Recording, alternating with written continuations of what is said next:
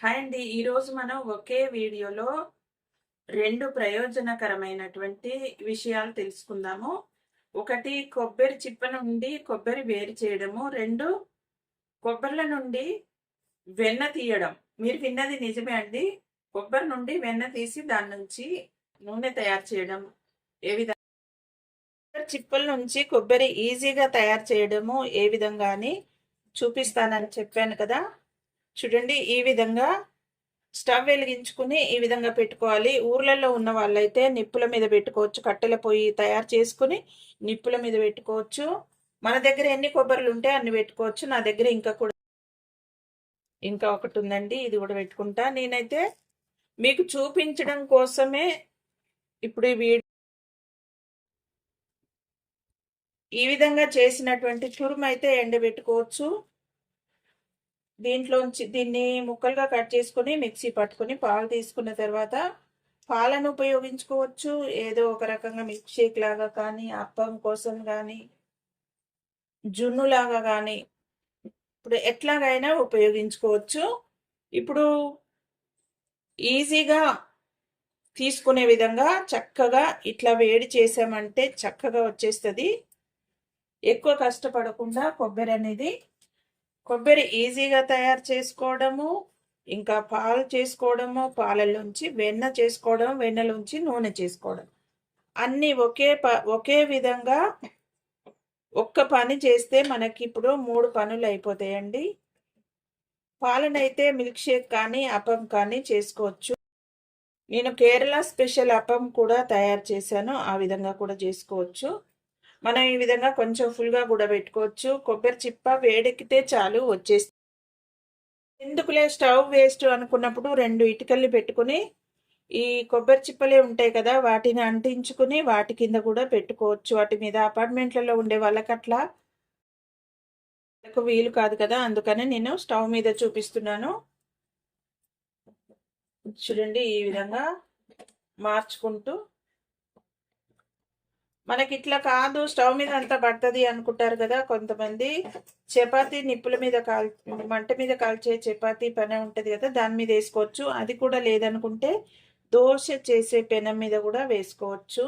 కాకపోతే ఎక్కువ గ్యాస్ అయిపోతుంది, అందుకోసమని నేను ఈ విధంగా అయితే కొబ్బరి పాలు, వెన్న వేరువేరుగా ఉపయోగించుకోవాలనుకుంటున్నాను. దీంతో కొబ్బరి పాలు తయారు చేస్తాను. కొబ్బరి పాలు తయారు చేసేటప్పుడే వెన్న ఏ విధంగా వస్తుంది, ఇట్లా అన్ని వేపులా ఇట్లా వేడి ఇంకా ఆఫ్ చేసుకున్నాను. కొద్దిగా చల్లారిన తర్వాత ఈ కొబ్బరి కత్తి పెట్టగానే వచ్చేస్తుందండి, లేదంటే నేలకేసి ఇట్లా కొట్టినా కూడా వచ్చేస్తుంది.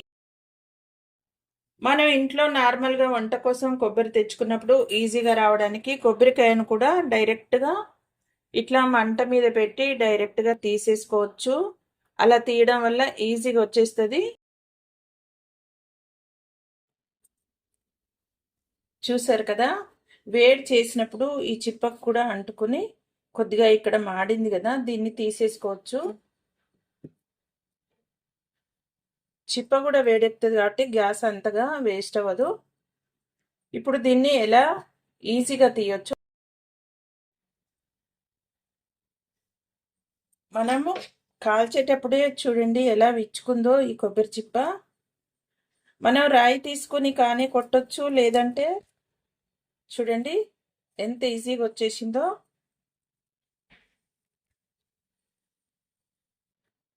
మనకి కొబ్బరి చిప్పలు కూడా యూజ్ అవుతాయి. మనం సాంబ్రాన్ని ఇంట్లో తయారు చేసుకుంటాం కదా, అవి సరిగా ఇప్పుడు వాటిని మండించడానికి ఈ ముక్కల్ని మనం బొగ్గుల్లాగా ఆగుతాయి. వీటిని వేడి చేసుకుని ఫస్ట్ వెలిగించుకొని తర్వాత ధూపం వేసుకోవచ్చు. ఇందులో ఏది వేస్ట్ కాదండి కొబ్బరిలో. నేనైతే దేన్ని వేస్ట్గా నేనైనా వాడతా, లేదంటే ఎవరైనా కట్టెల పొయ్యి పెట్టుకునే వాళ్ళు ఉంటే వాళ్ళకైనా ఇచ్చేస్తాను. చూసారు కదా ఎంత ఈజీగా వచ్చిందో. ఇప్పుడు దీన్ని ఈ విధంగా చూడండి, ఇంకొకటి కూడా కాల్చుకున్నాం కదా,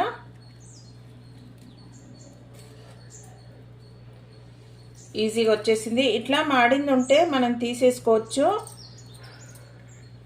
ఈ విధంగా మొత్తం తీసేసుకుని ముక్కలు కట్ చేసుకుందాం. చూడండి ఈ విధంగా వచ్చేసింది. కాకపోతే నా చేతికి అంతా కింద చిప్పది అంటింది కదా, అది తూడ్చేసుకోవడమా లేదంటే కడిగేసుకోవడమో, ఎట్లా పాలు తీసుకుంటాం కాబట్టి ఇదంతా కడిగేసుకుందాం. చిప్ప నుంచి తీసినటువంటి కొబ్బరిలను ఈ విధంగా కట్ చేసుకుని ఒక రాత్రి అంతా ఫ్రిడ్జ్లో పెట్టుకున్నాను. ఇంకా ఈరోజు నిన్న మధ్యాహ్నం తీసాను. ఈరోజు సాయంత్రం మిల్క్ షేక్ కోసం పాలు తీసుకుంటున్నాను. ఈ కొబ్బరిలను ఒక రోజు కానీ 2 రోజులు కానీ ఫ్రిడ్జ్లో అలాగే పెట్టుకోవాలి. ప్లాస్టిక్ కంటైనర్లో పెట్టుకోవడం వల్ల ఏం పాడవవు, బూజు లాంటిది కూడా రాదు. ఫ్రెష్గా అలాగే ఉంటాయి. వేడి చేసాం కదా, వేడి చేసినందుకు తేమ పోయి అట్లనే ఫ్రెష్గా ఉంటాయి. చూడండి ఈ విధంగా మెత్తగా మిక్సీ పట్టుకున్నాను. ఇప్పుడు దీన్ని నేను గమనించింది ఏంటంటే, స్టవ్ మీద చిప్పల్ని వేడి చేసుకుని తీసుకున్నటువంటి కొబ్బరి ముక్కలు 1 లేదా 2, 3 రోజుల వరకు కూడా ఫ్రెష్గా అలాగే ఉంటాయి కదా. ఫ్రిడ్జ్లో అలాగే పెట్టుకుని ఆ తర్వాత ఈ విధంగా పాలు తీసుకున్నప్పుడు ఇట్లా మొత్తం మనం వెన్న చిలికినప్పుడు మీగడలో ఎట్లా వస్తుందో అలా వచ్చింది. చూడండి ఎలా వచ్చిందో. ఇంకా పాలల్లో ఇంకా కూడా వెన్న ఉంది, కానీ అది ఇంకా పెడితే మళ్ళీ వస్తుంది కావచ్చు.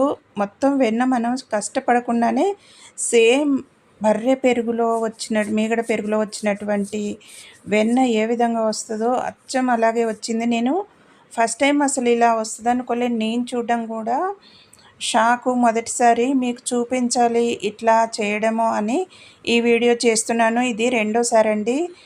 ముందు కూడా చాలా కొబ్బరిలు ఉన్నప్పుడు ఈ విధంగా చేసి పాలు తీసుకున్నప్పుడు నేనైతే షాక్ అయ్యాను. చాలా వచ్చింది వెన్న. అవి ఎక్కువ చిప్పలు ఉండే, అవన్నీ ఎవరు తీస్తారులే అన్నట్టు ఈ విధంగా చేస్తే ఇట్లా వచ్చింది. ఇప్పుడు మీకు చూపియాలనే ఉద్దేశంతో 3 చిప్పలతోటే చేశాను. అందుకని కొంచెమే వచ్చింది. నాకైతే అప్పుడు 1/2 kg వరకు నెయ్యి వచ్చింది, అది కొబ్బరి నూనె వచ్చిందండి. ఇది వెన్నలాగా ఉండేసరికి నెయ్యి అని చెప్తున్నాను. చూశారు కదా ఎంత ఈజీగా వచ్చిందో కొబ్బరి నూనె.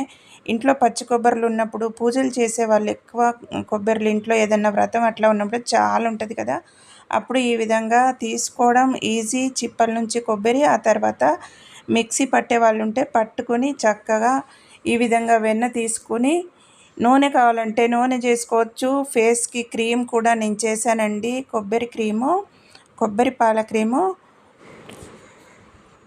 కొబ్బరి పాలతో క్రీమ్ చేశాను, ఫేస్ క్రీము. అట్లా వాడుకోవచ్చు, లేదంటే నూనె తయారు చేసుకోవచ్చండి. చూసారు కదండి ఎంత ఈజీగా వచ్చిందో కొబ్బరి ఈ విధంగా చేయడం వల్ల. చిప్పల నుంచి కొబ్బరి తీయడం చాలా కష్టం కదా, చాలా కష్టపడాల్సి వస్తుంది. ఈ విధంగా వేడి చేసుకుని తీసుకున్నామంటే చాలా ఈజీగా వస్తుంది. ఇంకా వీటి నుంచి కొబ్బరి పాలు తీసుకున్నప్పుడు కింద నుంచి వెన్న ఏ విధంగా వచ్చింది చూసారు కదా. మనం పెరుగు మీగడలోంచి తీసినటువంటి వెన్న ఏ విధంగా వస్తుందో అదే విధంగా వచ్చింది. ఇంకా నెయ్యి ఎలా తయారు చేస్తామో నూనె కూడా అదే విధంగా తయారు చేయాల్సి ఉంటుంది. నేనైతే దీన్ని దోశల్లోకి, ఇడ్లీలోకి అట్లా వేసుకుని తయారు చేసుకుంటాను. ఇడ్లీ చేసినప్పుడు రేకులకు రాస్తాం కదా, అలా నిల్వ పెట్టుకుని. దీన్ని అయితే నూనె చేయట్లేదు. ఇప్పుడు మీకు ఇంట్లో వెన్న తీసి నెయ్యి తయారు చేయడం తెలుసు కదా, అదే విధంగా నూనె చేయొచ్చు. మీరైతే అలా చేయాలనుకుంటే, వెన్న తీసి నూనె చేయాలనుకుంటే నెయ్యి ఎలా కాచుకుంటామో అదే విధంగా కాచుకోండి, నూనె తయారు చేసుకోండి. మిల్లుకి వెళ్ళాల్సిన అవసరం లేకుండా ఇంట్లోనే స్వచ్ఛమైన నూనె అనేది మనకు తయారైపోతుంది. చూసారు కదండి ఏ విధంగా చేశానో. తప్పకుండా మీరు కూడా ఎక్కువ కొబ్బరిలు ఉన్నప్పుడు, స్వీట్లు అవి ఎవరు చేస్తారులే అనుకున్నప్పుడు ఈ విధంగా తయారు చేసుకోండి. పౌడర్ ఏమో ఎండలో పెట్టుకుంటే కూరలలోకి పనికి వస్తుంది. ఇంకా నూనె అయితే ఈ విధంగా మళ్ళీ అది కూరలు వండుకోవడానికే పనికి వస్తుంది. లేదంటే మనం జుట్టుకు వాడుకోవచ్చు, కాదనుకుంటే మళ్ళీ దేవుడికి దీపానికి వాడుకోవచ్చు. మన ఇష్టం, ఎన్ని రకాలుగానైనా వాడుకోవచ్చు.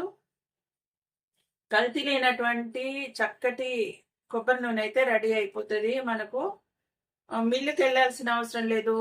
మరి నూనె మినీ మిక్సీలు దొరుకుతున్నాయి నూనె తయారు చేసేవి అంటున్నారు కదా, అలా కూడా అవసరం లేదు. ఈ విధంగా తయారు చేసుకున్నామంటే చక్కగా ఇంట్లోనే కల్తీ లేనటువంటి కొబ్బరి నూనె రెడీ అయిపోద్ది.